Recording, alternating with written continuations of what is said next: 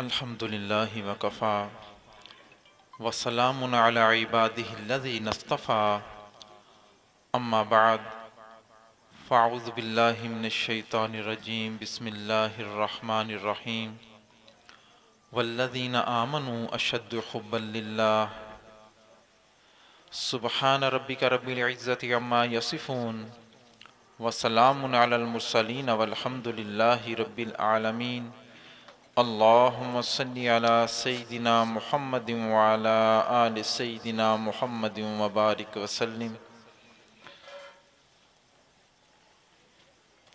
حدیث قدسی ہے، اللہ تعالیٰ ارشاد فرماتے ہیں کنت کنزا مخفیہ، میں ایک چھپا ہوا خزانہ تھا، فاحببت ان اعرف، میں نے چاہا کہ میں پہچانا جاؤں، فخلقت الخلق، تو میں نے مخلوق کو پیدا فرمایا۔ اللہ تعالیٰ نے اپنی پہچان جب کروانی چاہی تو مخلوق کو پیدا فرمایا۔ اللہ تعالیٰ نے اپنی قدرت کاملہ سے انسان کو پیدا فرمایا اور اس کو مختلف قیمتی اعضاء سے نوازا۔ ہر عضو کا اپنا اپنا کام ہے۔ آنکھوں کا کام دیکھنا ہے، کانوں کا کام سننا ہے، زبان کا کام بولنا ہے، ہاتھوں کا کام پکڑنا ہے اور دل کا کام محبت کرنا ہے۔ دل بحر محبت ہے، محبت یہ کرے گا، دل بحر محبت ہے، محبت یہ کرے گا، تو لاکھ اسے بچا یہ کسی پہ تو مرے گا۔ پتھر سے ہو، خدا سے ہو یا پھر کسی سے ہو، پتھر سے ہو، خدا سے ہو یا پھر کسی سے ہو، آتا نہیں ہے چین محبت کیے بغیر۔ جو انسان اپنے سینے کے اندر دل رکھتا ہے اور وہ یہ دعویٰ کرے کہ مجھے کسی سے محبت نہیں ہے، ایسا نہیں ہو سکتا۔ ہاں، ایسا تو ہو سکتا ہے کہ اس کے دل کے اندر دنیا کی نفسانی شہوانی محبت کا یا تو اندھیرا ہوگا یا اللہ رب العزت کی نورانی محبت کا اجالا ہوگا۔ اللہ کی محبت جب دل کے اندر آتی ہے تو نیکیوں کا شوق بڑھ جاتا ہے، اور جب دنیا کی محبت دل کے اندر آتی ہے تو اس کے بارے میں میرے پیارے محبوب صلی اللہ علیہ وسلم نے ارشاد فرمایا حب الدنیا رأس کل خطیۃ، دنیا کی محبت ہر برائی کی جڑ ہے۔ اور اس کی تفسیر میں علماء فرماتے ہیں وَتَرْكُهَا مفتاح کل فضیلت، اور دنیا کی محبت کو ترک کر دینا، چھوڑ دینا ہر بھلائی کی چابی اور کنجی ہے۔ تو ایک مومن بندے کی یہ شان ہونی چاہیے کہ اسے ما سوا ہر چیز سے زیادہ اللہ رب العزت سے محبت ہو۔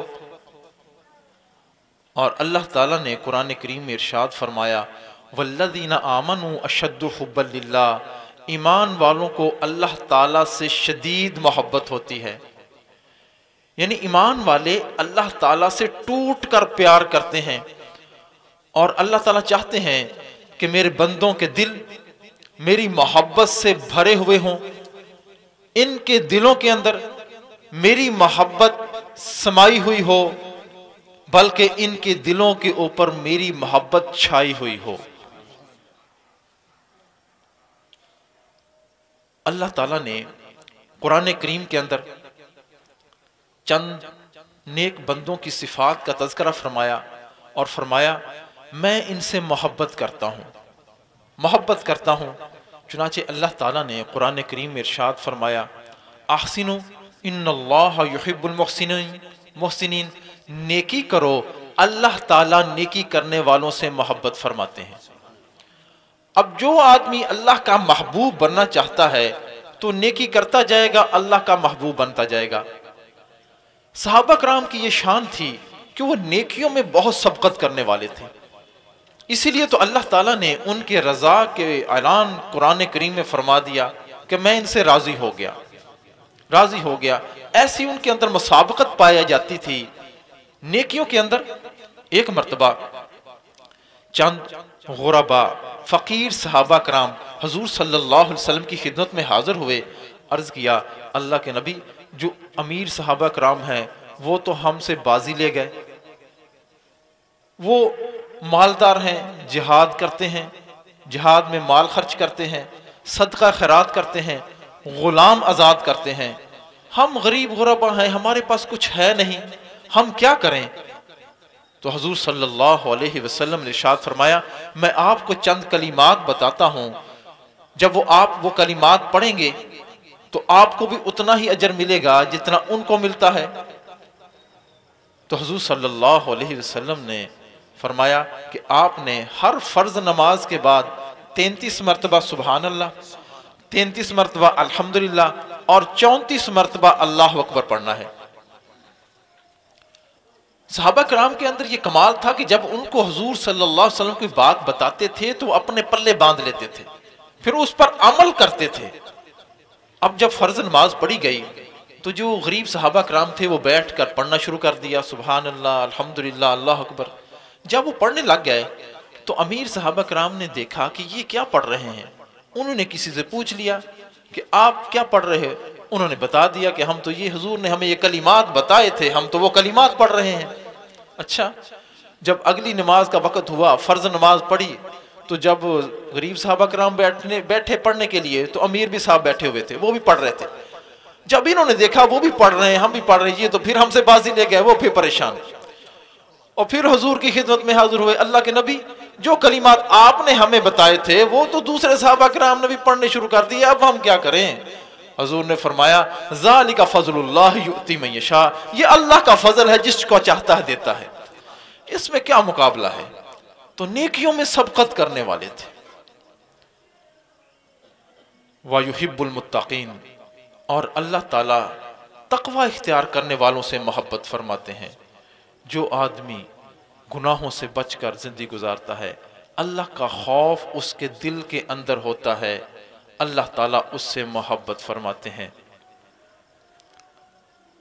ان اللہ یحب التوابین، اللہ تعالیٰ توبہ کرنے والوں سے محبت فرماتے ہیں۔ انسان کمزور ہے، بشری تقاضے کے تحت اس سے گناہ سرزد ہو جاتا ہے، جب بھی گناہ سرزد ہو جائے فوراً انسان اللہ کے دربار میں آئے اور توبہ طائب ہو، فوراً توبہ طائب ہو، اللہ تعالیٰ کا محبوب بندہ بن جائے گا۔ توبہ کرنے والوں سے اللہ تعالیٰ محبت فرماتے ہیں۔ وَيُحِبُّ الْمُتَطَہِّرِينَ، اور پاک صاف رہنے والوں سے اللہ تعالیٰ محبت فرماتے ہیں۔ جو آدمی اللہ کا محبوب بننا چاہتا ہے وہ ان 4 صفات کو اپنا لے، اللہ کا محبوب بندہ بن جائے گا۔ حضور صلی اللہ علیہ وسلم کے اندر یہ صفات اتم درجے میں موجود تھیں، اسی لیے آپ حضور صلی اللہ علیہ وسلم اللہ تعالیٰ کی سب سے محبوب ہستی تھے۔ اور پھر اللہ تعالیٰ نے اس میں کوئی قید نہیں لگائی کہ یہ 4 صفات کو عربی ہو تو وہ اپنائے، یا کوئی اعلیٰ خاندان کا ہو تو وہ اپنائے، یا اعلیٰ عہدے والا اپنائے، یا گورے رنگ والا اپنائے اور کالے رنگ والا نہ اپنائے۔ جو آدمی یہ صفات اپنائے گا وہ اللہ تعالیٰ کا محبوب بندہ بن جائے گا۔ آپ اندازہ کریں، نام بلال ہے، رہنے والا حبشہ کا ہے، رنگ سیاہ ہے، بال گھنگریالے ہیں، ہونٹ موٹے موٹے ہیں، شکل انوکھی ہے، لیکن دل اللہ تعالیٰ کی محبت سے لبریز ہو چکا ہے۔ اس محبت کو لے کر زمین پر چلتے ہیں اور قدموں کی چاپ جنت میں سنائی دیتی ہے۔ ایسی اللہ تعالیٰ کی محبت ان کے دلوں کے اندر سمائی ہوئی تھی، چلتے زمین پر تھے، قدموں کی چاپ جنت میں سنائی دیتی تھی۔ میرے بھائیوں، میری ماؤں، بہنوں، بیٹیوں، انسان کے اندر تخلیقی اعتبار سے کچھ کمیاں ہیں، کچھ نقص ہیں، کچھ کوتاہیاں ہیں، لیکن اللہ تعالیٰ نے ہر انسان کے اندر ایک جذبہ رکھا ہے۔ وہ جذبہ جب اجاگر ہو جاتا ہے تو انسان کی کمی خوبی کے اندر بدل جاتی ہے، اس کی جہالت علم کی شکل اختیار کر لیتی ہے، اس کی کمزوری قوت کی شکل اختیار کر لیتی ہے، اور وہ جذبہ ایسا جذبہ ہے جس کی وجہ سے انسان جنت کا حقدار بنتا ہے، اور وہ جذبہ محبت الہی کا جذبہ ہے۔ محبت الہی کا جذبہ انسان کے لیے ایسے ہے جیسے پودے کے لیے پانی۔ پودے کو پانی نہ ملے تو پودا مرجھانا شروع ہو جاتا ہے، اس کے پھل پھول پتیاں گرنا شروع ہو جاتے ہیں۔ جب دوبارہ اس کو پانی ملے تو اس کے پھل پھول اور پتیاں نکلنا شروع ہو جاتی ہیں۔ ایسے ہی جس انسان کے دل کے اندر محبت الہی کا جذبہ اجاگر ہو جاتا ہے، پھر اس کے ہاتھ پاؤں سے نیکیوں کے پھل پھول نکلتے ہیں۔ پھر وہ اس محبت کو لے کر جس ماحول میں جاتا ہے، اس کی اس خوشبو سے پورا ماحول معطر ہو جاتا ہے، خوشبودار ہو جاتا ہے۔ حضور صلی اللہ علیہ وسلم کے قلب اطہر کے اندر اللہ تعالیٰ کی کیا محبت تھی، ہم اس کا اندازہ نہیں لگا سکتے۔ حضرت عائشہ رضی اللہ تعالیٰ عنہ فرماتی ہیں کہ حضور صلی اللہ علیہ وسلم گھر میں موجود ہوتے، ہم سے گفتگو فرما رہے ہوتے تھے، اتنے میں مسجد سے اذان کی آواز آ جاتی، حضور صلی اللہ علیہ وسلم فوراً کھڑے ہو جاتے۔ میں سامنے آتی تو پوچھتے کون؟ میں کہتی عائشہ۔ فرماتے عائشہ کون؟ میں کہتی ابو بکر کی بیٹی۔ فرماتے میں ابو بکر کون؟ میں کہتی ابو قحافہ کے بیٹے۔ فرماتے ابو قحافہ کون؟ تو میں پھر سمجھ جاتی کہ اب حضور صلی اللہ علیہ وسلم کا اللہ تعالیٰ کے ساتھ وہ تعلق جڑ چکا ہے، اب کسی اور کو پہچانیں گے نہیں۔ اذان کی آواز آنے سے آپ کے دل کے اندر اللہ کی ایسی محبت پیدا ہو جاتی تھی کہ آپ فوراً مسجد کی طرف تشریف لے جاتے تھے۔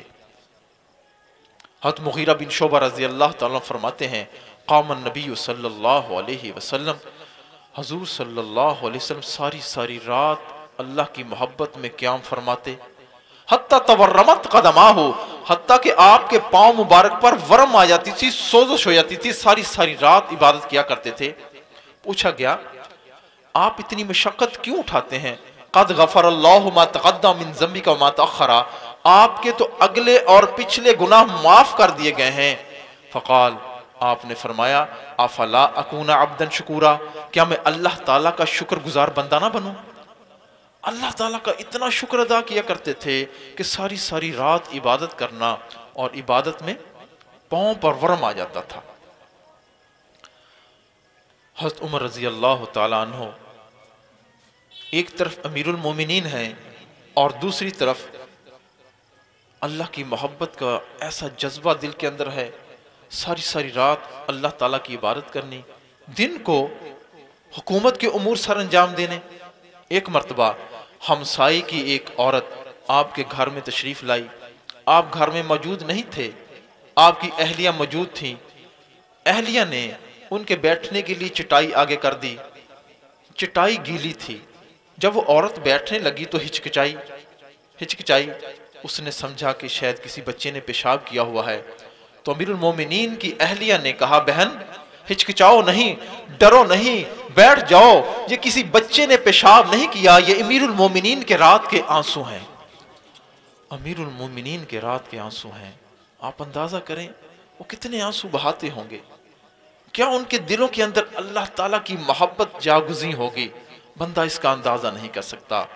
حضرت عثمان رضی اللہ تعالیٰ عنہ، کیا اللہ تعالیٰ سے محبت کا تعلق تھا۔ جب محبوب سے محبت ہوتی ہے تو اس کے کلام سے بھی محبت ہوتی ہے، کلام سے بھی محبت ہوتی ہے۔ ایک رات کے اندر پورا قرآن کا ختم فرمایا کرتے تھے۔ کسی نے پوچھا حضرت آپ کیسے قرآن کا ختم ایک رات میں فرما دیتے ہیں؟ ہم تو قرآن پڑھتے ہیں 2-4 صفحے پڑھتے ہیں دل اکتا جاتا ہے۔ فرمانے لگے ان طاہرت قلوبکم ما شبعتم من کلام ربکم، اگر تمہارے دل گناہوں سے پاک ہوتے تو کبھی تمہارے رب کے کلام سے سیر نہ ہوتے۔ حضرت علی رضی اللہ تعالیٰ عنہ فرمایا کرتے تھے جب میرا دل چاہتا ہے کہ میں اللہ سے باتیں کروں تو میں نماز پڑھتا ہوں، جب میرا دل چاہتا ہے کہ میرا اللہ مجھ سے باتیں کرے تو میں قرآن پڑھتا ہوں۔ قرآن اللہ کا کلام ہے، جب بندہ قرآن پڑھ رہا ہوتا ہے ایسے جیسے اللہ تعالیٰ سے ہم کلامی کر رہا ہوتا ہے۔ حضرت فضل الرحمن گنج مراد آبادی رحمۃ اللہ علیہ کی خانقاہ میں ایک دفعہ حکیم الامت اشرف علی تھانوی رحمۃ اللہ علیہ تشریف لے گئے، فرمانے لگے اشرف علی، جب میں سجدہ کرتا ہوں تو مجھے ایسے لگتا ہے جیسے اللہ تعالیٰ نے میرا پیار لے لیا ہو، اور جب میں قرآن پڑھتا ہوں تو مجھے ایسے لگتا ہے جیسے میں اللہ تعالیٰ سے ہم کلامی کر رہا ہوں۔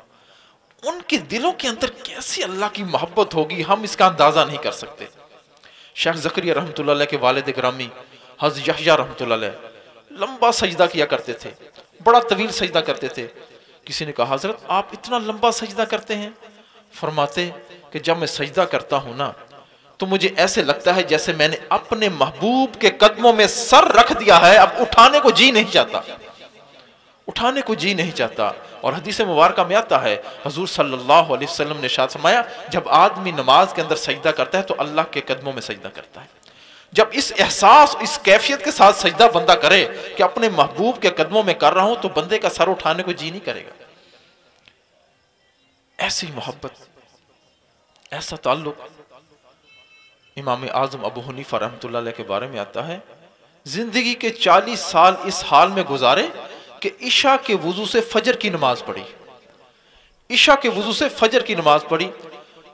جب دنیا سے تشریف لے گئے تو ہمسائے کا بچہ اپنے والد کے ساتھ صحن میں لیٹا ہوا تھا، اور اس نے اپنے والد سے کہا، ابو جان آج ساتھ والے ہمسائے کے گھر کے چھت سے وہ ستون نظر نہیں آ رہا جو پہلے ہم نظر آیا کرتا تھا۔